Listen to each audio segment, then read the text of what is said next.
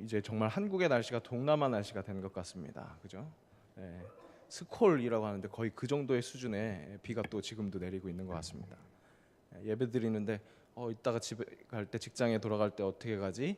이런 걱정하시는 것보다 하나님께서 은혜를 이 소리와 같이 내려주시려고 지금 이렇게 예배하는데 이렇게 환경을 주시는구나, 그런 마음으로 우리 말씀에 집중할 수 있었으면 좋겠습니다. 종교계가 매스컴에 참 자주 등장하고 있습니다. 뭐 어떤 대형교회가 뭐 어떤 목사님이 어떻다더라, 뭐가 문제라더라, 그런 보도들이 자주 나옵니다. 그것뿐만 아니라 얼마 전에는 불교계의 유력 인사에 대한 비리 탐사 보도도 있었던 것 같습니다. 어쩌다가 종교가 이렇게 언론의 타겟이 되었나 싶을 정도로 아주 정말 쉴 새 없이 나타나고 있습니다. 불교의 부정적인 이야기가 나오니까 반가울 수가 없습니다. 교회가 아니라서 다행이다, 교회 욕먹는 것이 조금 잊혀지겠다, 뭐 그렇게 생각되지 않기 때문입니다. 세상 사람들이 보기에는 그저 똑같은 종교의 문제입니다. 요즘엔 사이비 이단들의 비리들도 많이 나오고 있습니다. 정말 안타까운 것은 세상 사람들이 보기에는 그저 그 사이비 이단들도 똑같은 종교로 보이고, 또 그래서 역시 그저 그 똑같은 종교의 문제구나, 그렇게 생각하는 것입니다. 자꾸만 이런 세태를 보면서 교회로서 우리가 할 수 있는 일은 무엇이 있을까? 어떤 면에서는 억울한 면도 있고, 또 어찌해야 할지를 몰라서 참 당황스럽기도 하지만, 결국 우리가 할 수 있는 것은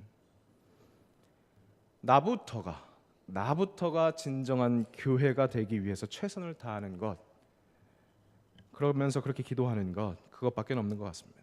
또 그것이 하나님께서 가장 절실하게 우리에게 원하고 계시는 것은 아닐까 생각해 봅니다. 대형교회 유명한 목사님들의 일거수일투족도 중요하겠지만, 그것보다 오늘 오전에 함께 일한 직장 동료에게는 바로 내가 기독교회입니다. 내가 교회입니다. 그들에게는 내가 살아가고 있는 모습이 곧 한국교회의 실상입니다. 한번 잘 생각해 보자고요.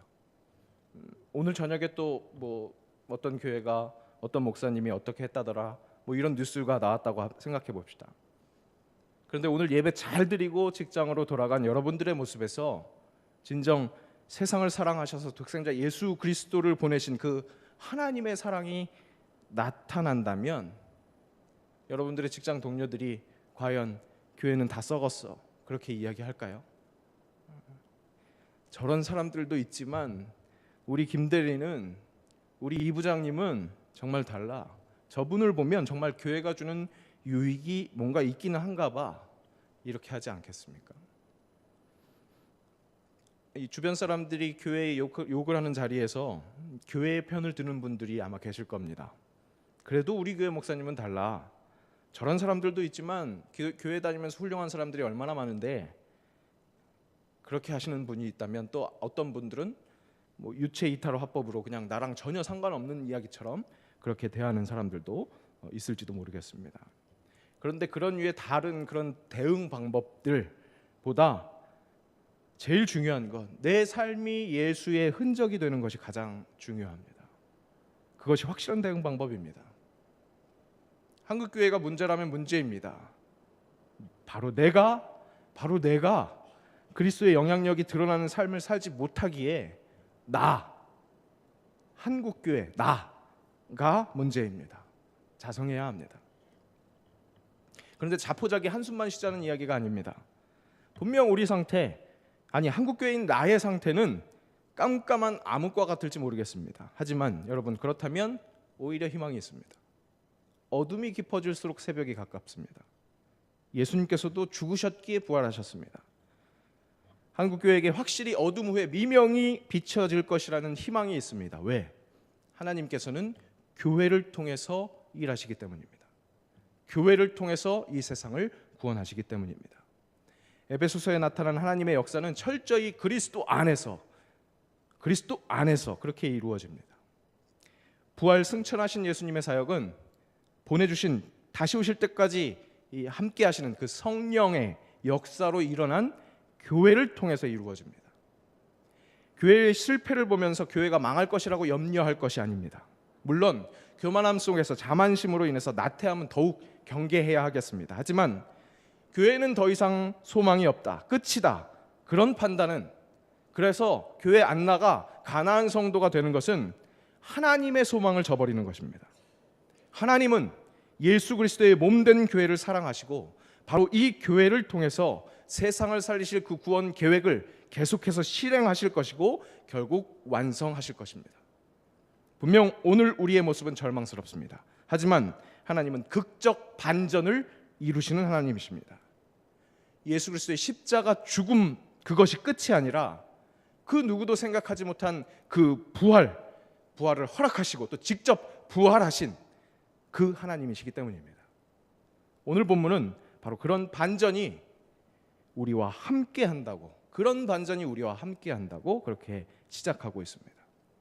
오늘 읽지 않은 이 본문의 앞절 에베소서 2장 1절에서 3절은 정말 제대로 우리 절망스러운 인간의 죄악된 그 본성을 일깨워줍니다. 1절에서 3절까지의 말씀입니다. 한번 화면을 보면서 함께 읽어보겠습니다. 그는 허물과 죄로 죽었던 너희를 살리셨도다. 그때에 너희는 그 가운데서 행하여 이 세상 풍조를 따르고 공중의 권세 잡은 자를 따랐으니 곧 지금 불순종의 아들들 가운데서 역사하는 영이라. 전에는 우리도 다 그 가운데서 우리 육체의 욕심을 따라 지내며 육체와 마음에 원하는 것을 하여 다른 이들과 같이 본질상 진노의 자녀이었더니 세상 풍조에 휩쓸리고 그 지배에 복종하는 사람들, 공중의 권세 잡은 자의 영에 짓눌려 살 수밖에 없는 사람들입니다. 본질상 진노의 자녀일 수밖에 없습니다. 왜?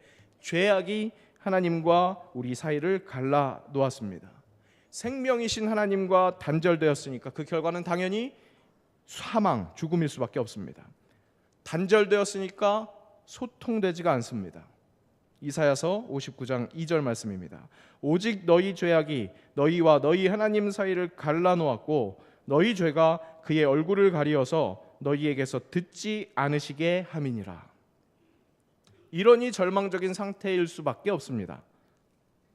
그래서 오늘 본문 앞절인 이 1절에서 3절에서도 다시 한번 우리의 정체성을 확인시켜 준 겁니다. 본질상 진노의 자녀.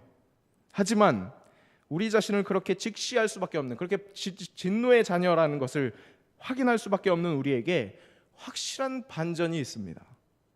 바로 하나님이 계실 때, 그리스도 예수를 통해서 관계가 회복되어서 하나님이 계실 때, 그래서 임마누엘, 하나님과 함께할 때 확실한 반전이 일어납니다. 오늘 4절 말씀에서 우리말 번역에서 빼먹은 번역이 단어가 하나 있습니다. 접속사입니다. 바로 그러나입니다. 그러나.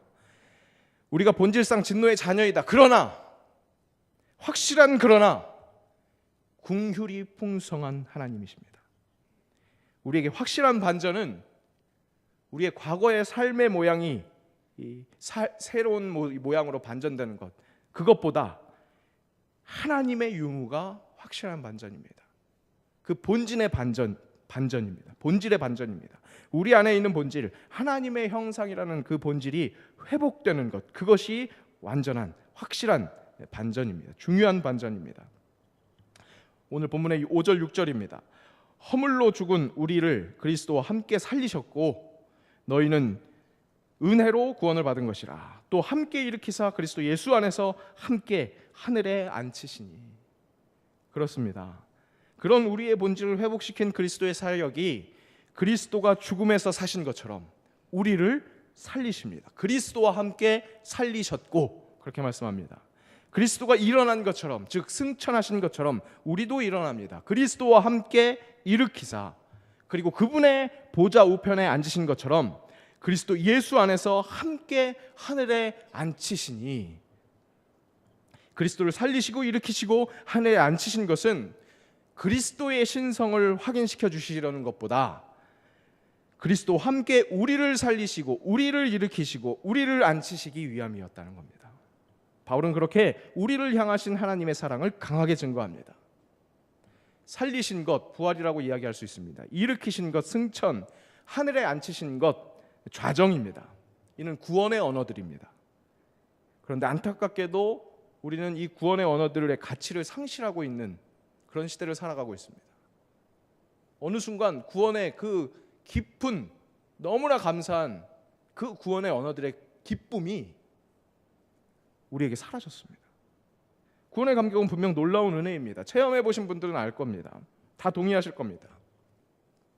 그런데 실은 우리가 이 구원의 언어, 이 정말 구원의 언어들에 대해서 충분히 제대로 이해하지 못하고 있는 것 같습니다. 그 구원의 언어가 주는 감격이 얼마나 큰 감격인지, 부활했다고 하는데 아직 육적으로 죽었다가 살아나지 않아서 그것을 우리가 잘 감지하지 못하는 것 같습니다. 당연히 승천하지 않았으니까 하나님 보좌 우편의 좌정도 실감나지 않습니다. 그러니 이미 이루어 주신 구원이라는데 그 구원의 언어의 감격이 살갑게 느껴지지 못합니다.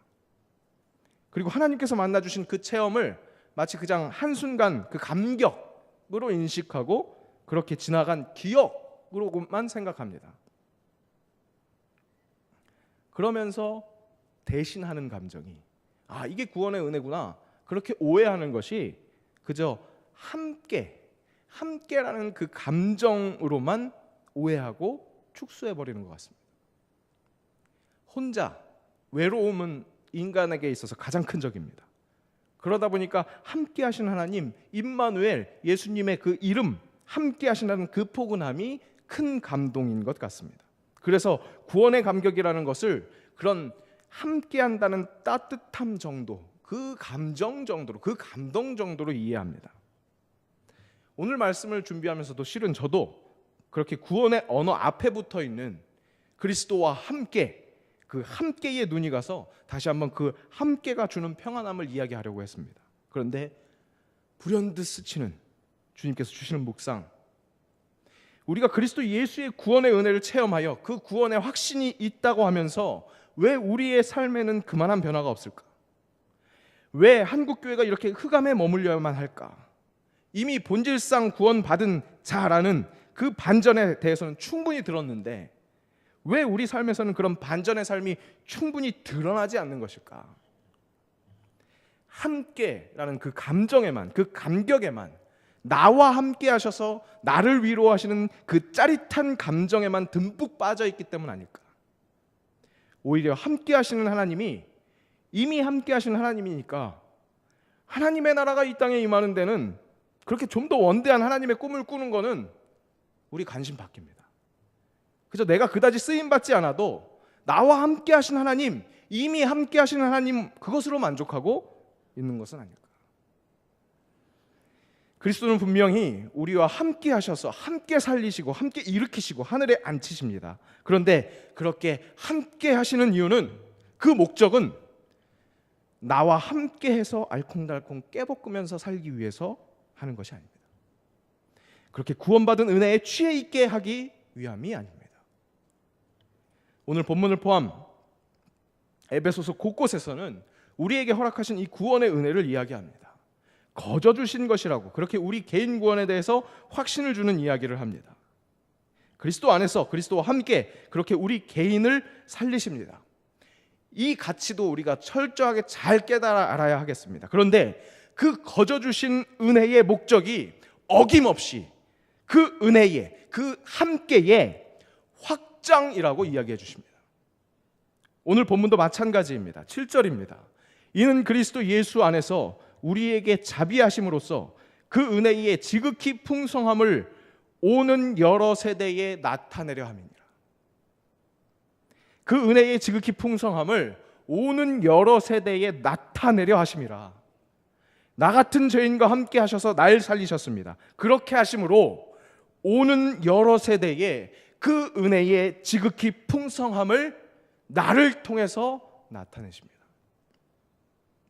그리스도가 우리와 함께 하셔서 살리시고 결국 승리하시게 하시는 것은 함께 그 구원 사역을 이루어 나가기 위함입니다. 교회를 넘어 교회보다 확실히 흑암인, 확실히 소망이 없는 그 세상까지 품으시기 위해 나를 그리스도와 함께 살리셨습니다. 종교의 타락은 여러분 종교만 타락한 것이 아닙니다. 이 세상을 반영하고 있는 것입니다. 세상이 그만큼 타락했기에 그렇게 의지하고 싶은 종교마저도 그만큼 타락한 것입니다. 그 세상, 지금 이 교회만큼이나, 아니 교회보다도 더욱더 어두컴컴한 흑암 속에 있는 그 세상까지 함께 품으시려고, 그래서 나를 그리스도와 함께 살리셨습니다. 나를 그리스도와 함께 일으키십니다. 나를 그리스도와 함께 하늘에 앉히실 것입니다. 그렇게 함께의 확장으로 그 구원의 기쁨을 확장시켜서 누리는 것, 그것이 복음입니다. 그것이 복음의 진수입니다. 그렇게 복음을 전할 때 우리도 구원의 기쁨을 충실하게 느낄 수 있습니다. 바로 그때 구원의 기쁨으로 내 삶의 변화가, 우리 교회의 반전이, 우리 사회의 변화가 실제로 일어나는 것을 볼 수 있는 것입니다. 그렇게 드러나는 것입니다. 확실한 반전, 예수 그리스도를 통해서 하나님이 함께 계실 때, 그 함께의 확장에 내가 쓰임받을 때, 그럴 때 구원의 진수, 그 구원의 기쁨의 진수를 누리고 또한 함께가 넓어지는 것입니다. 존 스토트 목사님이 이렇게 이야기합니다. 바울은 하나님이 그리스도를 소생시키시고 일으키시고 자리에 앉게 하셨다고 주장하는 것이 아니라 그리스도와 함께 우리를 소생시키시고 일으키시고 자리에 앉히셨다고 주장한다. 하나님이 그리스도를 소생시키신 것이 아니라 그리스도와 함께 우리를 소생시키시고 일으키시고 앉히신 것처럼, 이제는 내가 소생되고 일어나고 앉은 것만으로 감격하는 것이 아닌 하나님이 원하시는 완전한 연합에, 그 사랑이라는 완전한 연합에 세상을 포함시키는 그런 은혜의 확장에 그리스도와 함께에 내가 이바지해야 합니다. 이것이 이 시대 한국교회가 품어야 할 소망이고 사명입니다. 한국교회라고 표현하니까 또 유체 이따로 화법으로 동참하실까 봐, 거기로 또 도망가실까 봐 다시 한번 이야기합니다. 바로 내가 그리스도와 함께의 은혜의 확장을 하는 데 쓰임 받아야 합니다. 그리스도와 함께 살게 되었으니까 영광의 그날에 이르도록 언제나 주만 바라봅니다. 우리 좀 이따가 그거 찬양할 겁니다. 그 찬양할 겁니다. 그런데 진정 주님만 바라보는 것은 감격하고 감사하고 감동한 상태로 머무는 것이 아닙니다. 세상이 참 험악합니다. 무섭습니다. 지금 비 오는 것처럼 저렇게 무섭습니다. 그래서 그 세상을 피해 주님만 바라보며, 그래서 살살 피하고 싶은 것이 우리에게 살살 드는 생각입니다. 하지만 진정 주님만 바라봐야 하는 이유는 세상을 피하기 위함이 아니라 오히려 정면 돌파해서 그들을 주님의 제자 삼아야 하기 때문에, 그러기 위해서는 더욱더 그리스도와 함께 단단해져야 하기 때문에 주만 바라보는 것입니다. 세상 끝날까지 내가 너와 항상 함께하리라, 주님께서는 이렇게 달콤 짜릿한 약속을 허락하셨습니다. 그런데 그 약속을 허락하신 이유는 우리에게 사명이 있기 때문입니다. 그러므로 너희는 가서 모든 민족을 제자로 삼아 아버지와 아들과 성령의 이름으로 세례를 베풀고 내가 너희에게 분부한 모든 것을 가르쳐 지키게 하라. 그리고 나서 볼지어다 내가 세상 끝날까지 너희와 항상 함께 있으리라. 그렇게 약속하셨습니다. 삶의 자리로 돌아가실 여러분, 그리스도가 함께 하십니다. 그리스도와 함께 그 함께할 형제 자매를 확장시키십시오. 그리스도가 함께 하셔서 우리에게 허락하신 그 구원은 확실히 가치가 있는, 정말 귀한, 충분히 감격할 만한 감동입니다. 살리시고 일으키시고 하늘에 앉히시는 그 구원의 언어는 우리에게 정말 소중합니다. 그 가치를 인정하고 감동해야 마땅합니다. 그리고 그 감동의 목적은 그리스도와 함께 오는 여러 세대에 나타내려 하심을 잊지 말아야 하겠습니다. 함께 할 때 나에게도 그 가치가 정말 제대로 느껴집니다. 그렇게 그리스도와 함께 삶의 자리에서 복음의 사역자들 되시기를 주님의 이름으로 기도합니다. 기도하겠습니다. 구원의 은혜를 찬양합니다. 함께 하시기 위해 그리스도를 보내시고 그의 부활과 승천, 다시 오심을 통해 구원, 영원하신 하나님과 함께 할 수 있는 그 은혜를 허락하셨습니다. 그렇게 그리스도와 함께하는 은혜를 더욱 많은 사람들과 함께, 아니 당장 내 주변의 사람들과 함께할 수 있기를 꿈꿉니다. 나와 함께하시는 그리스도를 의지해서 그분의 향기가 나에게 배어서 풍기기를 기대하면서 애를 쓰는, 최선을 다하는 내가 되게 하시옵소서. 그렇게 주만 바라보는 내가 되게 하시옵소서. 행위가 구원의 조건이 아님을 압니다. 확실히 은혜로 주신 구원임을 다시 한번 말씀을 통해서 확인합니다. 다만 그리스도와 함께 그 거저 주신 은혜를, 그 복음을 전하는 행위를 주님께서 기다리고 계심을 잊지 않게 하시옵소서. 그런 살아있는 그리스도인 될 수 있도록 믿는 자에게 허락하시는 그 하나님의 능력을 더하여 주시옵소서. 예수님의 이름으로 기도합니다. 아멘.